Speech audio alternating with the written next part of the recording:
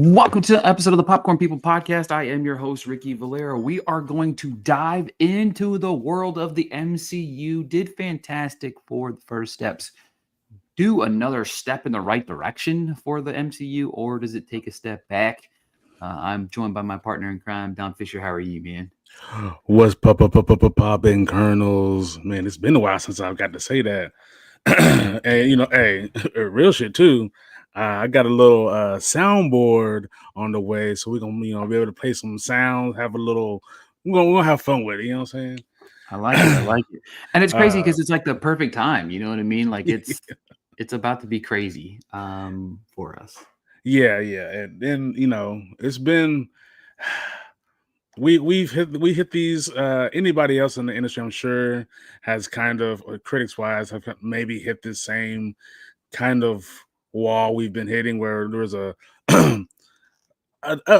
decent amount of screenings, then nothing, then a whole bunch, and then we've hit this wall again where it's like few and far between. But of course we're still gonna watch what we gotta watch, but it does hinder our work a little bit as far as getting the information out early and letting people know what they should and shouldn't see. But there has been a lot of things recently, so it should be a good time, including, the highly anticipated Fantastic Four. Yeah, it's interesting to see because July we've seen a lot of movie. It's just there's a lot of movies. You know what I mean? It's the summertime. A lot of movies are coming out. A lot of things are coming out. A lot of boom, boom, boom. From Superman to you know, um, Fantastic Four. It feels like the almost sometimes it's like, oh man, like the superhero genre is just this or that, but it's like it kind of felt like a fresh breath of fresh air in some aspects, though, right? Yeah, it's definitely, and I think where the direction, I think directionless is not necessarily a bad thing. I know that they need a narrative direction, but like I feel like most people, when you go pick up a comic or when you're getting into comics, you just go to a comic book store, you pick one that looks interesting or a character you like, and you kind of go from there. And sometimes you might skip around, and I don't think that's a bad thing. I don't think that ruins a story. And I know myself in particular, when I buy comic books, I'm not necessarily looking for everything that this like short run of a series to connect to this short run of a series. So if they wanted to just drop kind of random things that may connect a little bit, but we don't need to lead to Avengers level things all the time, it's perfectly okay. Yeah, and on top of that, it's like there's some elements of it. It's like I'm glad we're not getting more and more origin stories because it's like, yeah, sure, I know this is the first Yeah. time we've seen these characters in a while, but like even with Superman, that's one of my favorite things about Superman. I was like, I did not need another story, an origin story about Superman or anything like that. But it's coming up because August has always been kind of looked upon as this weak month. And before we dive into our thoughts on Fantastic Four, but I mean, right now, August is not looking that great. You know what I mean? Just based on there's might be some good movies wrapped up in here, but The Bad Guys 2, The Naked Gun, Freakier Friday, Weapons kind of does look like baller, but Americana, Nobody 2, Honey Don't, Caught Stealing. Like August is kind of looking like a little bit of a downtread of movies that are set to come out, which is fine. You know what I mean? It's part of the season, kind Yeah. of like before we kick off into the fall. Because in the fall, things do kick off. Conjuring's coming back. We have The Long Walk, which is probably one of my more most anticipated movies of Yeah. the fall. You know what I'm saying? Him looks every time I see a trailer for that, I get amped for that. Yeah. One battle after another, The The Stranger Smashing Chapter 2, Machine. The Smashing Machine. So it's like there's just like so many different things on the verge of coming out, but it looks like August might take a step back, which is a good thing for like Fantastic Four because maybe then box office legs can be fruitful because I'm excited. You know what I mean? Like Superman's about to cross 500 million, which is great for that. I'm excited about that. And then of course Fantastic Four will probably do the same in the near future. But yeah, let's dive into Fantastic Four, huh? All right. So when Mr. Fantastic, Invisible Woman, Human Torch, and the Thing face their most daunting challenge yet as they defend Earth from Galactus and Silver Surfer. The film, of course, stars Vanessa Kirby, Pedro Pascal, Joseph Quinn, Eben Moss. I don't know his Backrock. I don't know his last name anymore. And then of course you have Julia Gardner, Ralph Ineson, Paul Walter Hauser, and many more.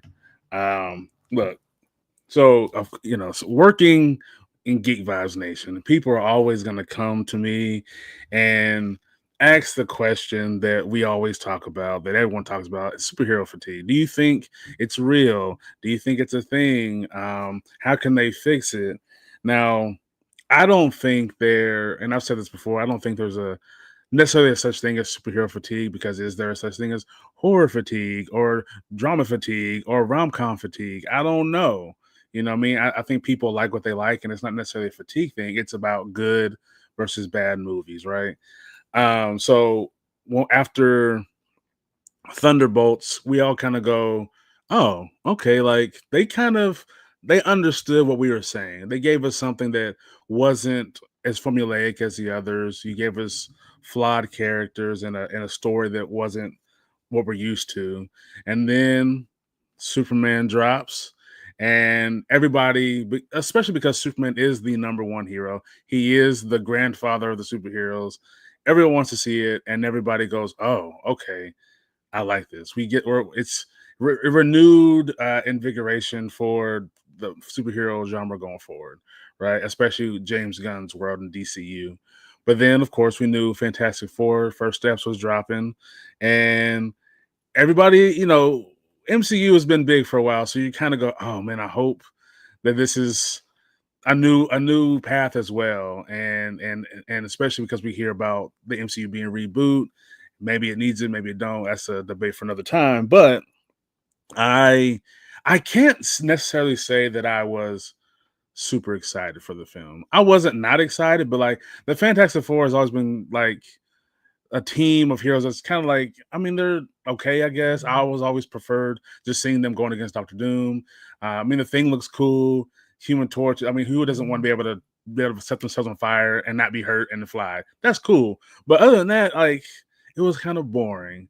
We all knew the characters played big roles in the greater Marvel universe, right? But going into this film with kind of lower expectations, and of course, because we didn't get our screening, we heard all the chatter from everybody else. Now, I tried to look too much. I had maybe one or two conversations, and I didn't let it really sway my expectations too much. But I was pleasantly surprised. This is a really good movie. Now, it's not a great movie.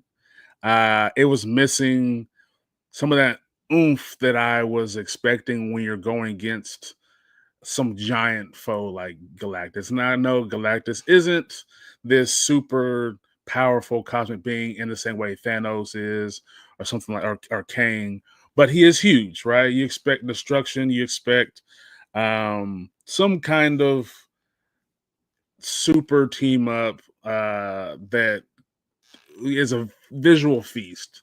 Now we get that in certain respects because the film, the way that it's shot with this retro past type of thing, it looks amazing. The wardrobe, of course, like Vanessa Kirby.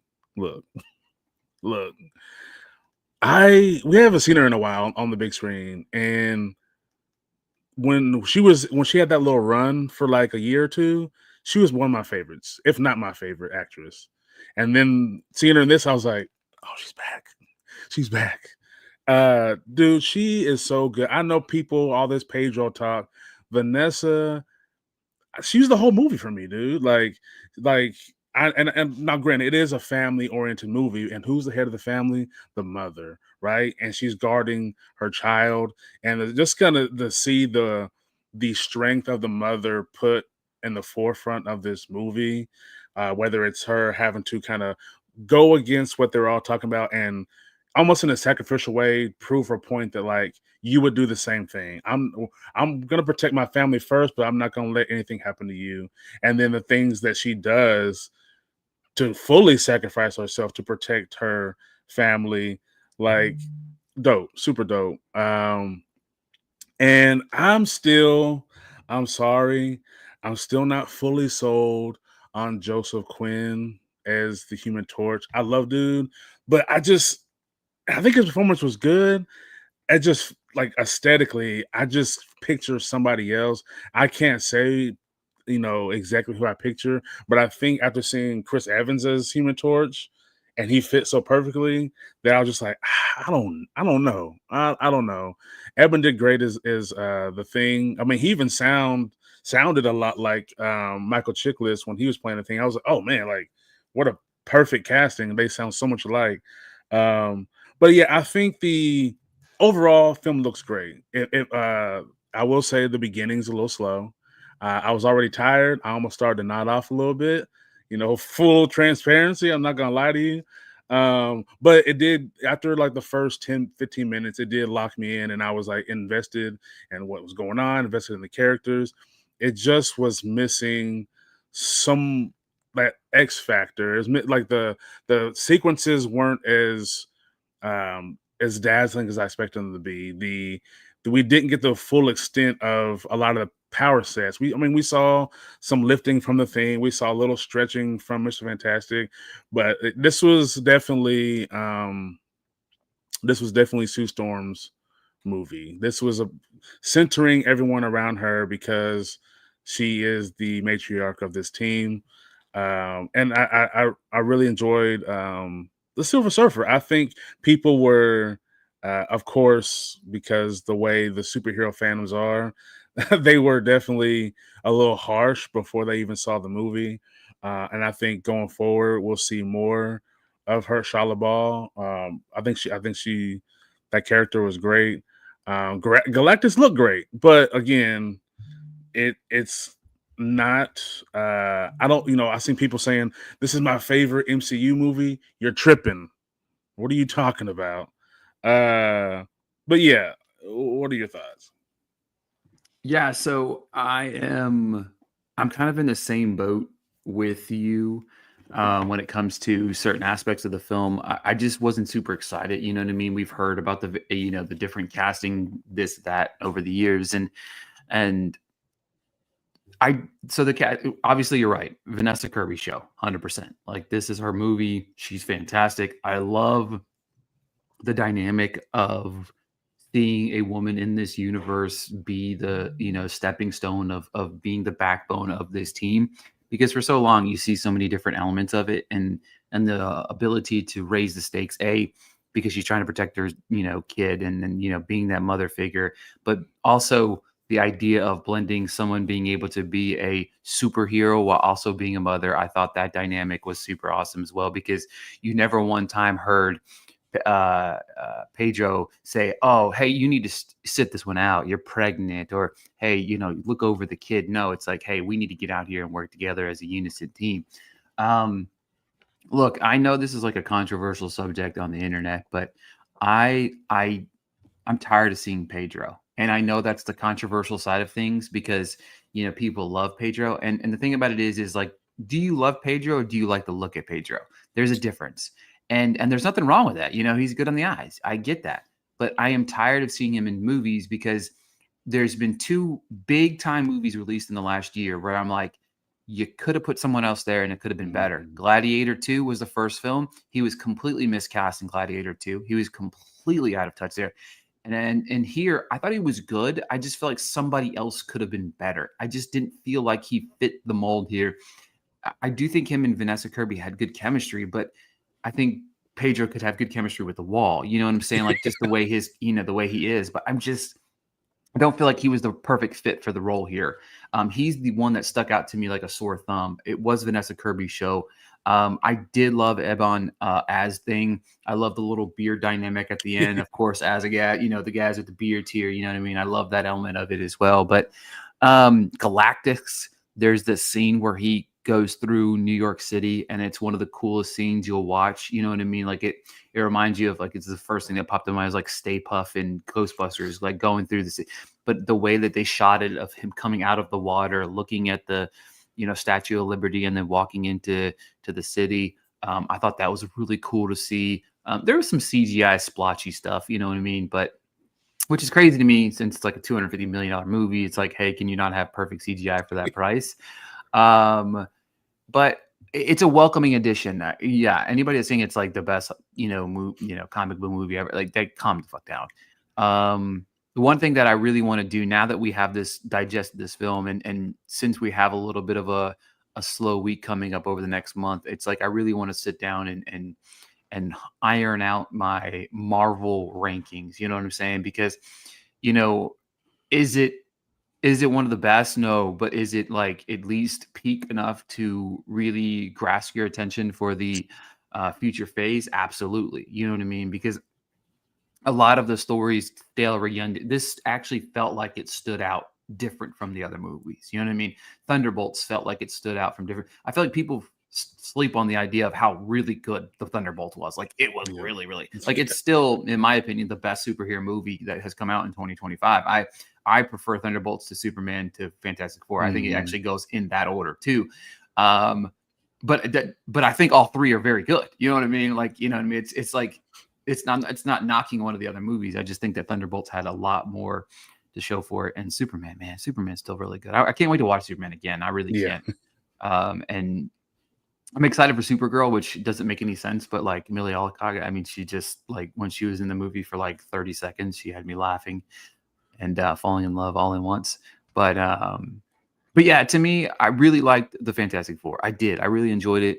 There's some things that I don't like about the film, but it does suffer from the interesting dynamic of like Galactics is this larger than life thing. But I think people complained about the arc there of like how they destroyed him, and I thought it was perfect because that entire scene was awesome with Sue Storm, like Vanessa Kirby just like using her every ounce of powers Yeah.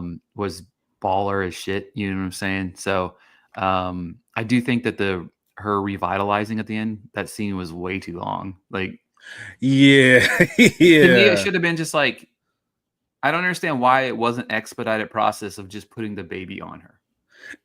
Yeah, especially Like as they're trying to figure out, yo, does our son have any powers? Galactus right, wants them for right. whatever reason.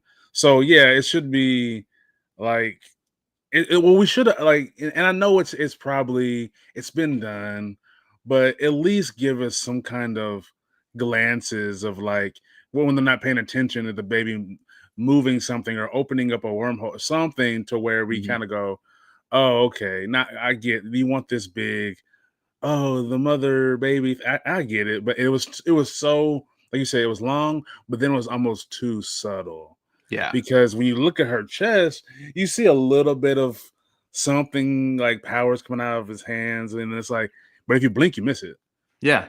until you see Exactly. her, her eyes and whatnot. But you don't know specifically if you blink that that was from the baby. Right. Yeah. And like the only time we ever see the baby and its things is in the post credit scene. You know what I mean? Like that's really all we see. I ain't gonna lie.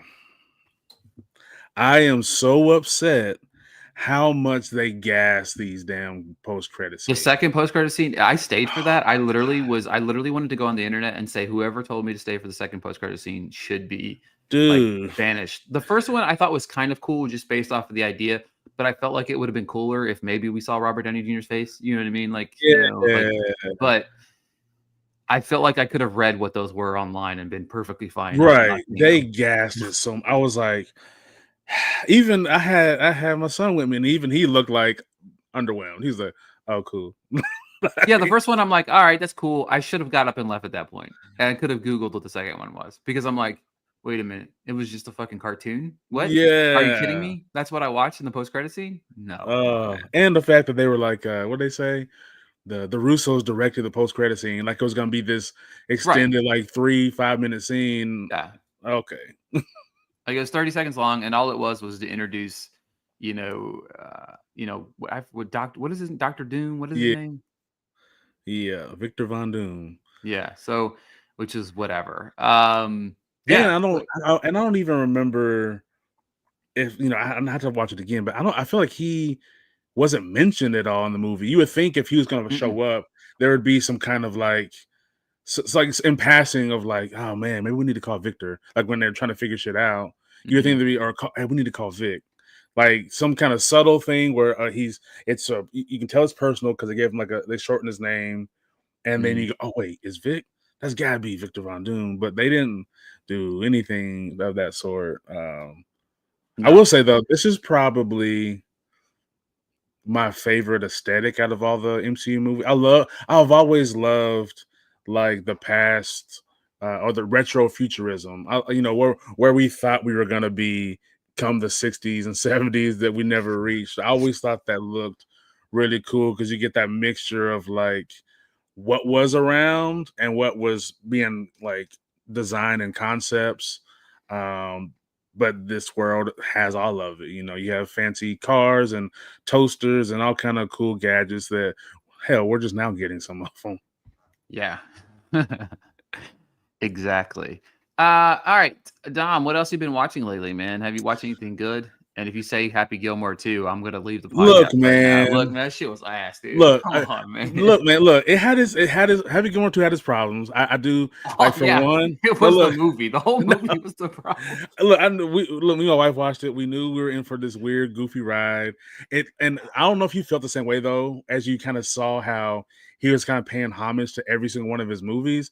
I was like, is this his like swan song? Is he bowing out? Because a lot of it seemed like, yo, this is the last joint. And I thought the one thing that pissed me off the most was now, granted, I know spoilers, we haven't seen it. His wife passes, and years have gone by, and I'm thinking, is he actually gonna like finally date his wife in a movie? Are they gonna like make out in a movie? And then no, the love story that it looked like was going to build a little bit completely disappears within seconds, and I was like, oh well, never mind. But nah, I had a fun little goofy time with the shit, man. Like I knew exactly what I was getting myself into. Things weren't always going to make sense, and it was just and I get they had to rewrite the movie. Carl Weathers was a big part of the movie. They rewrote it. 'Cause I think the whole story is supposed to be him and Chubb's son together or whatever. But rest in peace, Carl Weathers.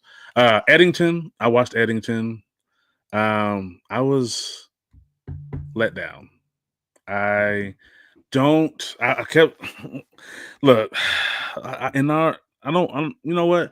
Just quit saying that every movie that has social commentary is the greatest movie of the decade. That movie, dude, I've never like it's been a while, and I guess maybe it's Ari Aster too, but like his movies are so I haven't seen it yet because I've seen some people that I typically lean with some of their respective opinions that have loved it. And then there's other aspects where I've seen people that I do lean on it and they say it's the worst movie ever.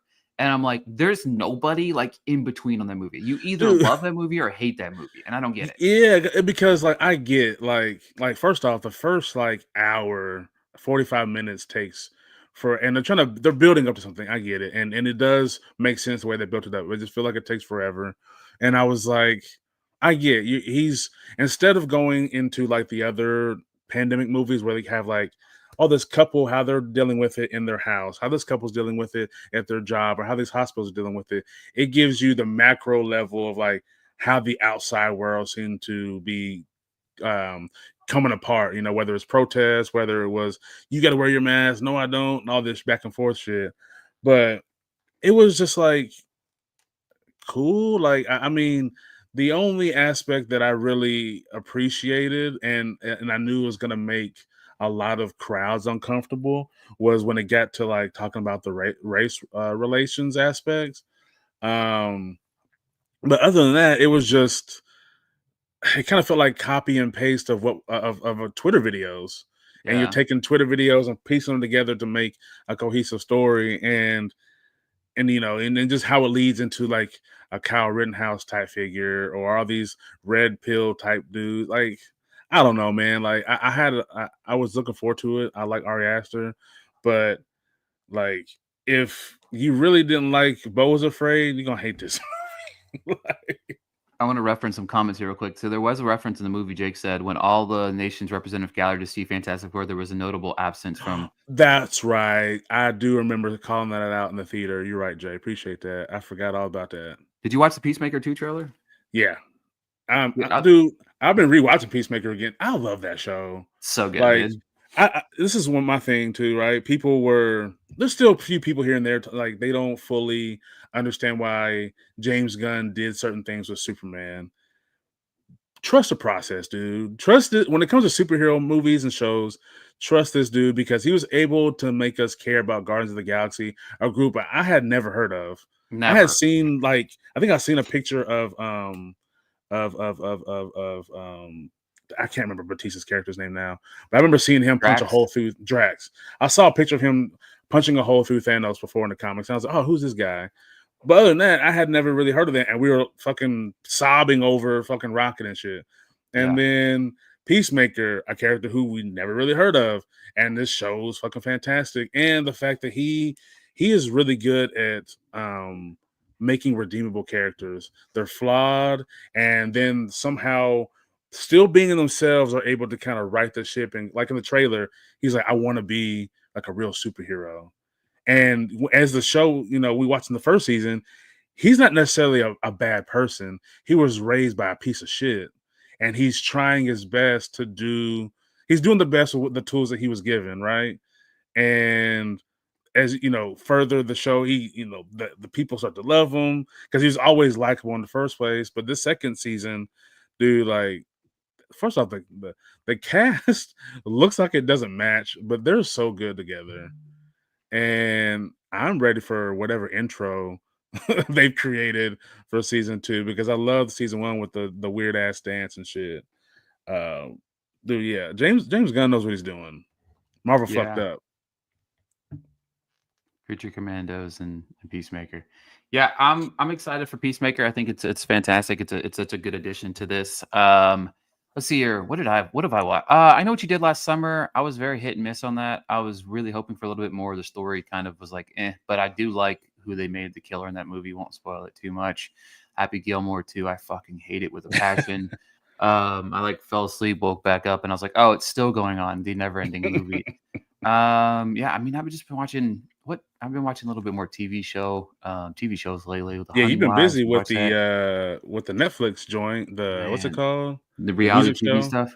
Oh yeah, the Building the Band, dude. It's literally one of the best like new music competition shows. I need to I've watch s- it. it's so good, dude. Like, I mean, um, how the dynamic of how they put the bands together was really cool. I love that element of it, It's and like blind listening, right? You can't see nobody, you just listen to them. yeah, so basically it's like it's almost literally like Love is Blind. Like you Okay. literally are 50 people were in pods and all you could do was listen to the person sing. You couldn't see them, you couldn't see, the only thing you do is hear their music and you could press a like button and if you got so many likes you got to move on to the next round or whatever. But Mm. with that you only got 5 likes. So you can only pick 5 people that of the other 49 people performing, you can only pick that many people. So within that.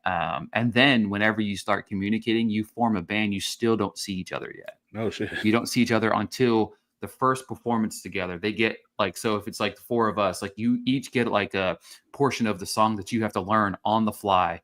And then that person comes out and sings. Then when that person comes out, that's the first time you're seeing that person ever. So it was like I said, it was a really cool creation. And I love the idea and the concept behind it because like I said, it's super cool. So, um, yeah, I definitely enjoyed that, and yeah, there's a lot of reality TV coming on, a lot of stuff that I won't bore you with, but I will say that um, I finished Homefront. Mm.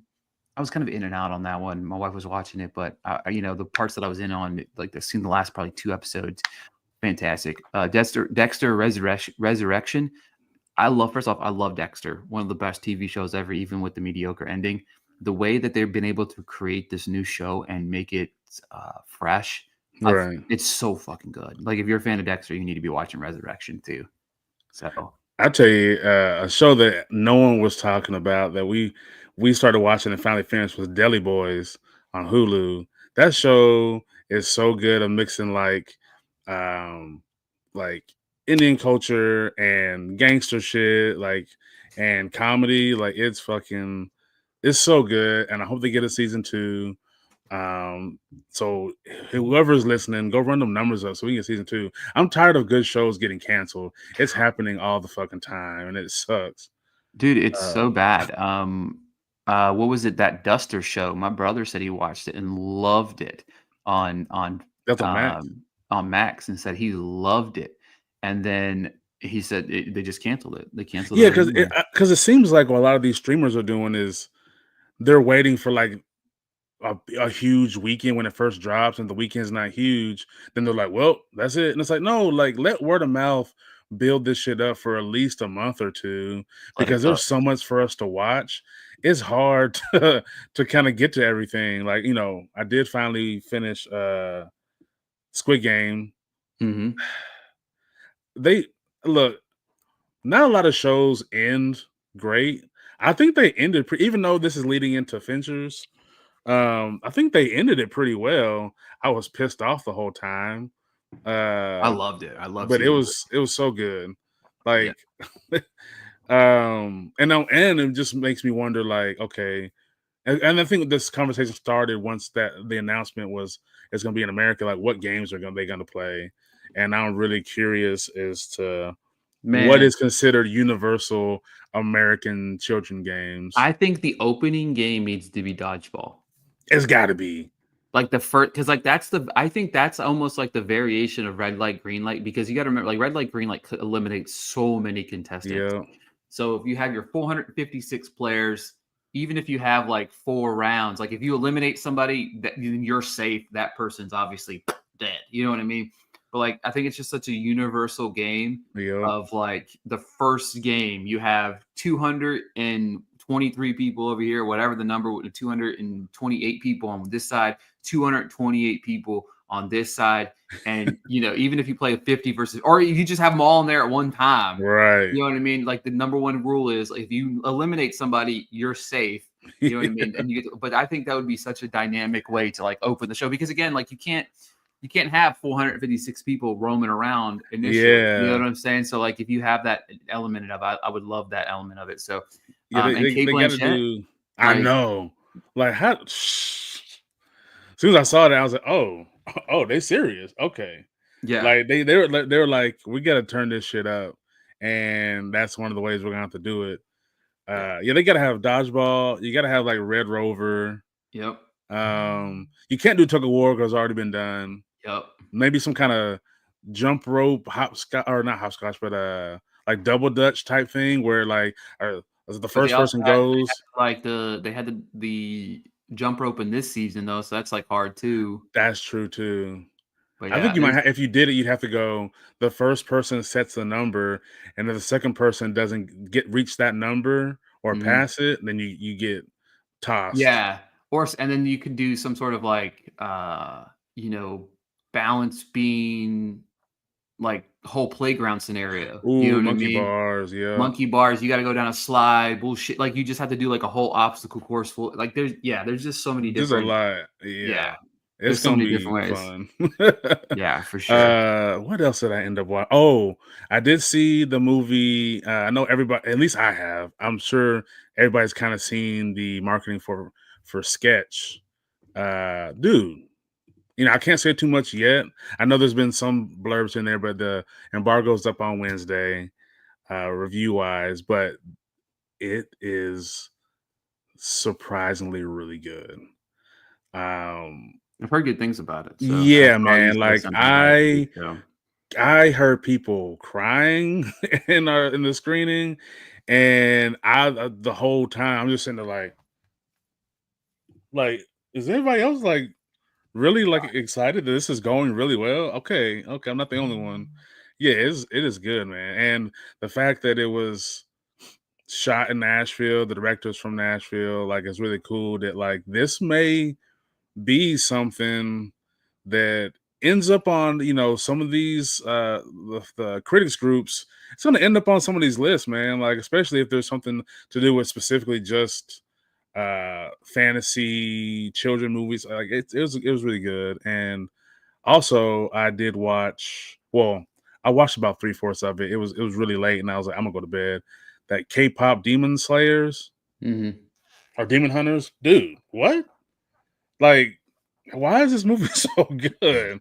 I don't know. And I think what they did right was it's also it's of course like 3D, but they made it to where it still has those classic anime emotes. But when we do animated movies, it doesn't have to look like it's real all the time. We keep getting to this point where they want it to look so real, and it's like, no, make it. You can do the 3D, joint or rotoscope it, and it can still be good without having to look like, oh, I can see all the many hairs on their face. You don't have to do that all the time.